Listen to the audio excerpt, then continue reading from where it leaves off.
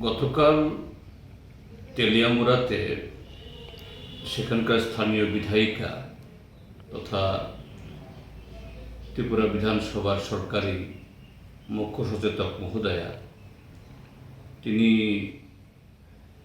মহকুমা স্বাস্থ্য আধিকারিক তার সাথে যে ব্যবহার করেছেন ইতিমধ্যে সমাজের মাধ্যমে তা ভাইরাল হয়েছে।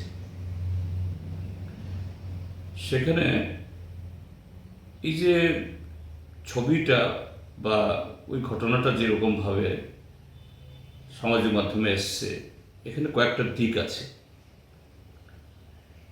প্রথমটা হলো, এটা শুধু তেলিয়ামুড়া কেন, মাননীয়া বিধায়িকা যে সেখানে স্বাস্থ্য আধিকারিকের সাথে যে কথাবার্তার পদ্ধতি গোটা ত্রিপুরা রাজ্যের স্বাস্থ্য ব্যবস্থার তার যে নগ্ন চিত্র, এটা শুধু আধিকারিকদের উপর দোষারোপ করে লাভ নেই। সেখানে রাজ্যের মধ্যে প্রথমত হলো স্বাস্থ্যকর্মীর অভাব, চিকিৎসকের অভাব, তার সাথে নার্স এবং আরও যারা এরকম স্বাস্থ্যকর্মী, যে মাঝে মধ্যে জাতীয় স্বাস্থ্য মিশনের প্রকল্পে দু একজন অস্থায়ীভাবে রিক্রুটমেন্ট করা ছাড়া স্থায়ীভাবে গত 8 বছরে এই শূন্য পদগুলোতে নতুন পদ সৃষ্টি হয়ইনি। সেখানে বহু পদের যে শূন্য পদে রয়েছে নিয়োগ হয়নি। তো স্বাভাবিকভাবেই সেখানে গোটা স্বাস্থ্য ব্যবস্থা একেবারে উপরতলা থেকে নিচুতলার মধ্যে স্বাস্থ্যকর্মীর অপ্রতুলতা, এই ক্ষেত্রেতে এই পরিষেবার যে একটা এই অবস্থা, এটা মাননীয় বিধায়িকার মুখ দিয়ে বেরিয়েছেন, আমার নতুন করে বলতে হবে না। এটা একটা দিক।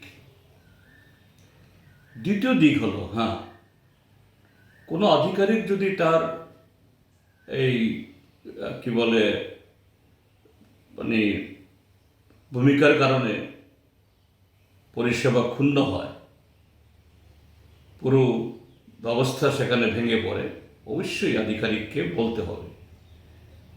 কিন্তু সে বলার ক্ষেত্রেতেও একজন জনপ্রতিনিধি এটা যতটুকু না প্রচার আসার জন্য, যতটুকু না নিজেকে সেখানে শো অফ করার জন্য, তার চেয়ে আরও অন্যভাবে তিনি বিধায়িকা শাসক দলের, তিনি চাইলে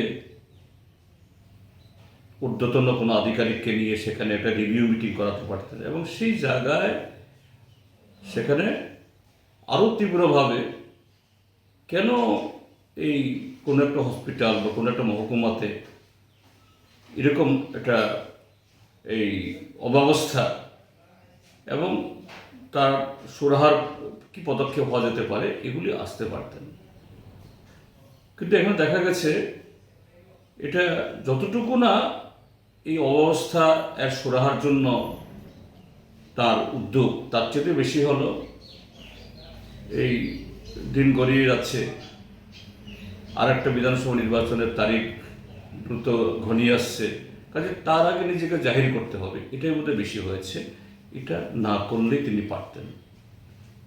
আর এইভাবে তিনি একেবারে এই সোশ্যাল মিডিয়ার লোকজন নিয়ে গিয়ে এটা প্রচারের জন্য যেভাবে এটা, তাহলে যতটুকু না ব্যবস্থার ওই মেরামত করার জন্য, তার চেয়ে বেশি হলো নিজেকে জাহির করার জন্য।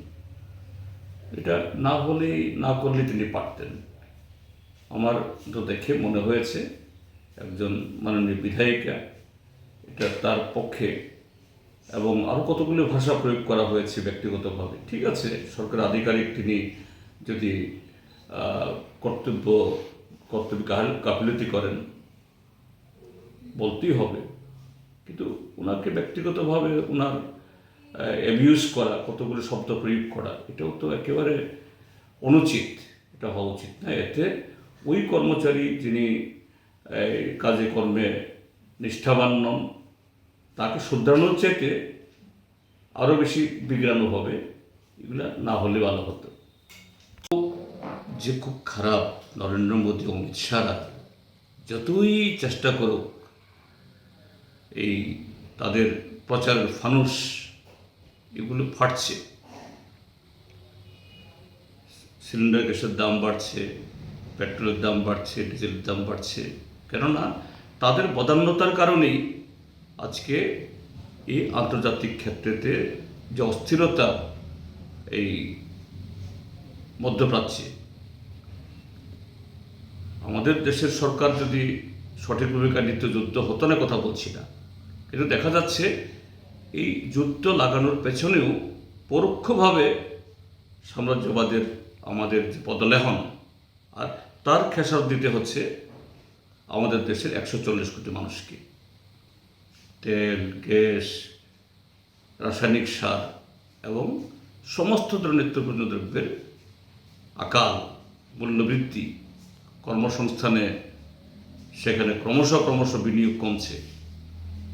তো এর বিরুদ্ধে জনগণ সোচ্চার হবেন।